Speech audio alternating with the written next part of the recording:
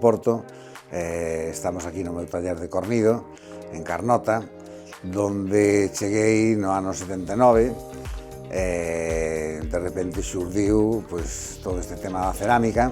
Dunha maneira autodidacta, aprendín aquí o oficio, a base de facer erros e, tirar para diante, non? Metímonos aquí unha tarde na corte dos animais, abrimos uns tacos de barro que trouxéramos de Santiago e empezaron a salir unha colección de animais fantásticos inventados totalmente por nós e entonces, por aí empezou a historia, non? Bueno, o proceso é de moitas maneiras, non surde sempre da mesma forma, non? A veces surde dun soño, outras veces, a maior parte das veces, que a inspiración te pille traballando.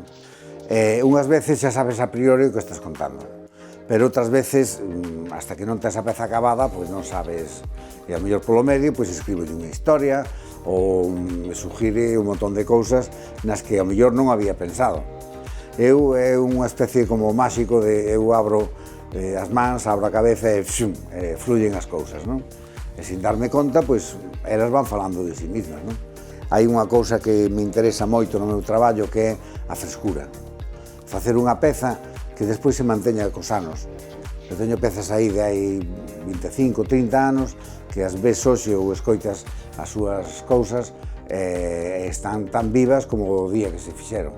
A Fundación Galega de Artesanía abarca a un montón de xente de distintos sectores e demais, donde se favorece a promoción, se favorece a interacción co mercado, te dan información de todo tipo, subvencións que saen, para min é un paraguas moi importante que está montado dentro da administración, porque tamén teño que dicilo, sempre recibín subvencións ou axudas e tal, e gracias ás cales medrei considerablemente, non?